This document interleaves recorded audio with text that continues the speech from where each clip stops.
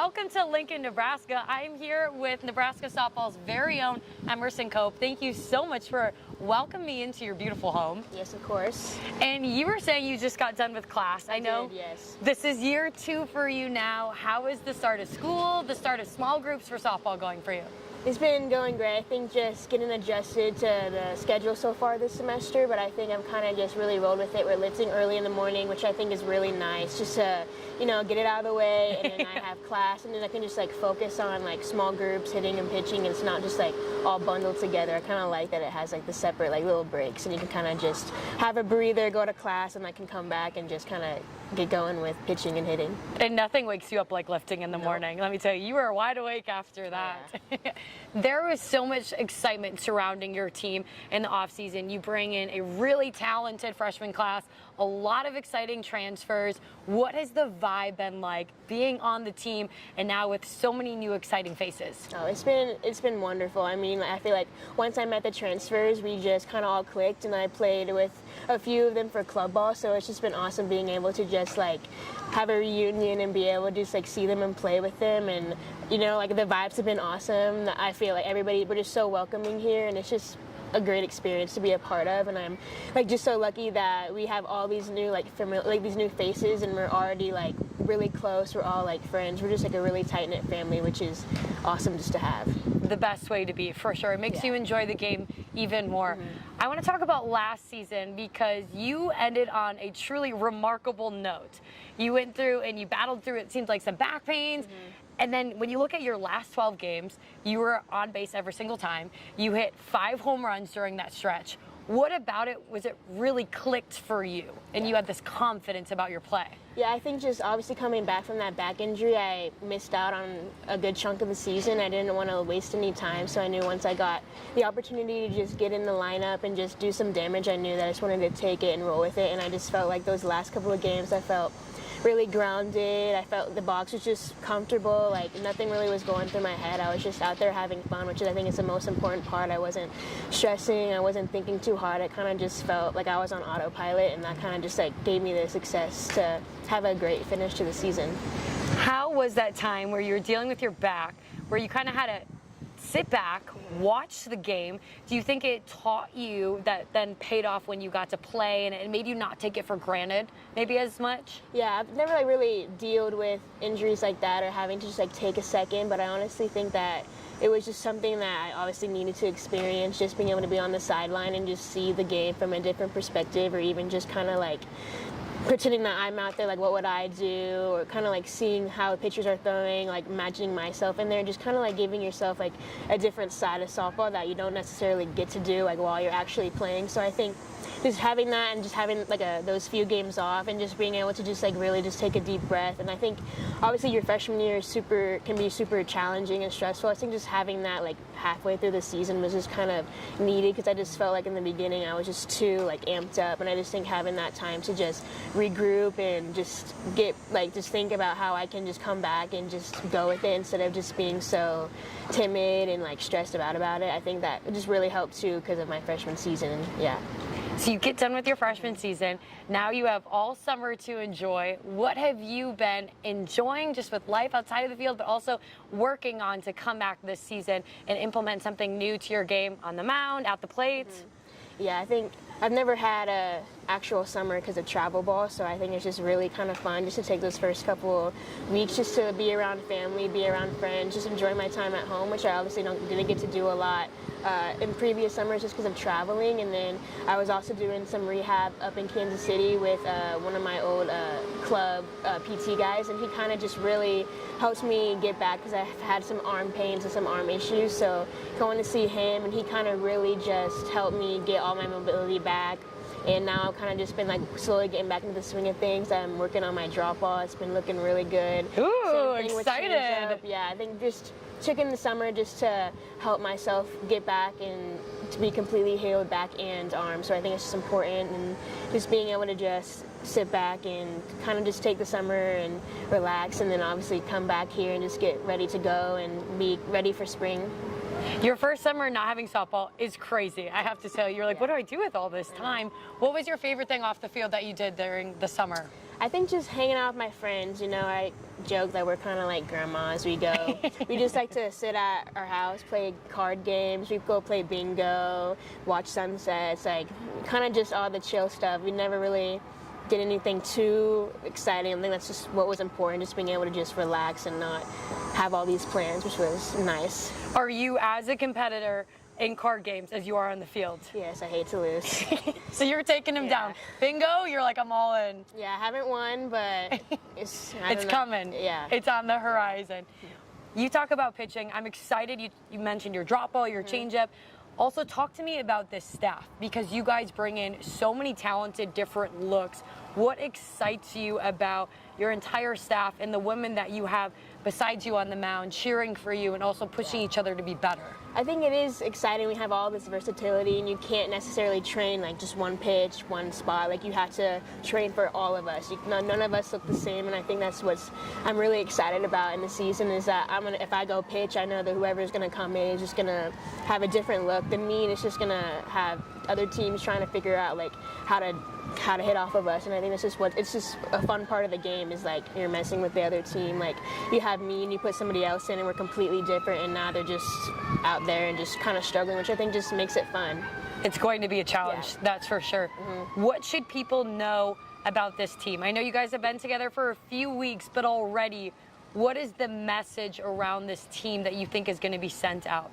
Yeah, I just think everybody is just ready. We're all excited to just be together and to play this sport. I don't think that we just having like during the summer just like open stuff, and I just can tell that the attitude, the excitement to just play the sport, no one is like tense. We're all just happy to be together. We don't have, obviously we had that end goal of World Series, National Championship, but we're not sitting here and like thinking about it. We're just kind of excited to play together, get to know one another, and just really have fun. And that's what I'm excited for, just being able to play and not have too much to think about.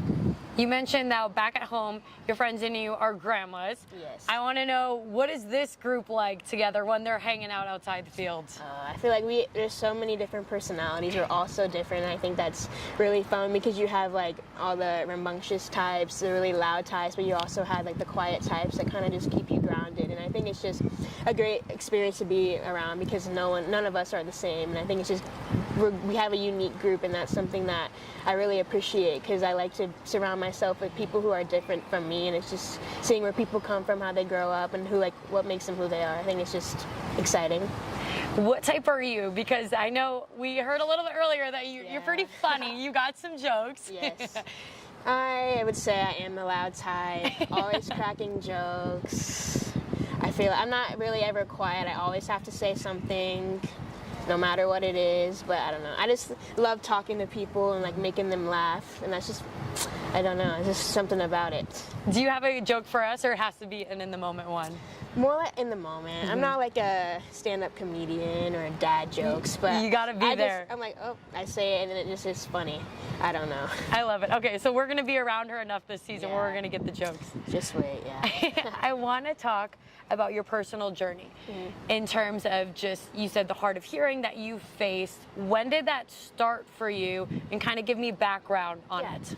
I was born with mild to moderate severe hearing loss, and I failed like my newborn screenings, and the doctors kind of just didn't really think much of it so we kind of just ruled with that. And as I grew up, like, I would always have the radio, the TV, like, on max volume. I would sit really close to the TV, and like, by the time I got to preschool, like, I was 5, my teacher told my parents that she thinks I'm having trouble hearing, so we go back to the doctors, and that's when I officially get diagnosed with hearing loss. And then I feel like a few months later I was able to get hearing aids, and I think that's just something that's like just so like cool to experience, because obviously I go my first 5 years not knowing what certain sounds are like I didn't know that birds chirped, or hearing crickets, or like rainfall. So it's just like I was like reborn, like just being able to like remember like all these sounds. I think that's just so like surreal. And I just remember like getting these hearing aids, and they were like tie-dye pink, and they were just,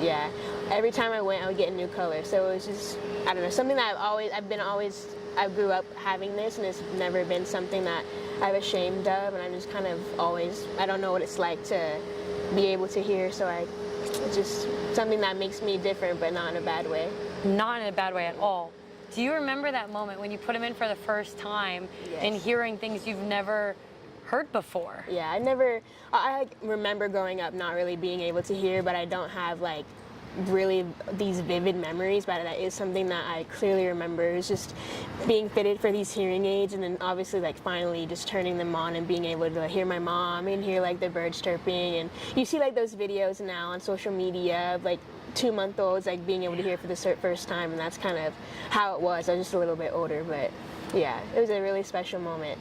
For you to have him from when you're 5 up and you start playing sports, was there ever a moment where you felt like you couldn't do it because of the hearing loss that you had, or from day one you've always just adjusted to it? I think I've always just adjusted. It's just something that I've just had to maybe like have accommodations for. I've never felt that having hearing losses like held me back. And I like growing up, like even going to school, like people would just be curious or like, oh, what's in your ear? And I'm just telling them that it helps me hear, and that's just what I was kind of like more of like educate people instead of kind of just like be all defensive and like upset about it, because obviously like, people at that age, they don't really know what it's for, so just kind of telling them like what it is instead of like getting upset about it. And I think just being able to educate people about it rather than just kind of like feel ashamed of something I can't control is kind of like my mindset about it.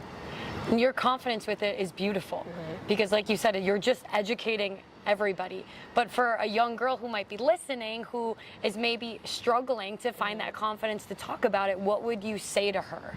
I would say that even though you have something that sets you apart from other people, that it doesn't need to define you. It's just this like little part of you that makes you who you are. And I think that even though you're having this disability or something, that you just use it and just go for what you want. Like having this hearing loss doesn't define me, hasn't set me back in any way. Obviously I'm here playing Division I softball, and it's just surreal. And I think any little girl out there, any sport, or even just wanting to be successful in life doesn't have to look at whatever they have as a disability. It's just something that's unique about them, and they can just use to educate others as they grow up too.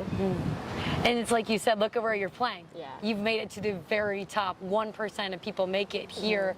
For any young girl, whether it's hearing or young boy, whether it's seeing, whether it's any disability that they feel, what is a message that you would tell them that you can absolutely overcome it and, like you said, find accommodations and still make it to the highest of high levels? Yeah, I think just using it as motivation, because obviously sometimes people tell you can't do things, especially because you have something that makes you different, or you can't see, you can't hear, you have something that people tell you that you shouldn't be able to do things, and that doesn't mean anything. I think just being able to use that to prove people wrong is just something that I've always just used, and I think it's important to keep that in the back of your mind, that people may say these things about you, but that doesn't mean they're true, and I feel like you're really the only one who like knows who you are and can make these assumptions about yourself. And I would just say shoot as high as you want to, because you never know there's no limit.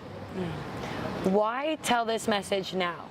Why has this been on your heart, wanting to share it? Yeah, I think now that I'm playing for obviously this Division I program, and we have all this like stuff to really share our stories. We have social media now. I think it's just something that I've always wanted to use my platform for, and I've just never talked about it, and I've always really wanted to, because playing the sport, I've already met a few people who do have hearing aids or have this disability, and it's just so awesome being able to see, like when I tell them that I have the same thing that they do, they just light up and they're like excited, and they kind of see themselves in my position in a few years, which I think is just really special.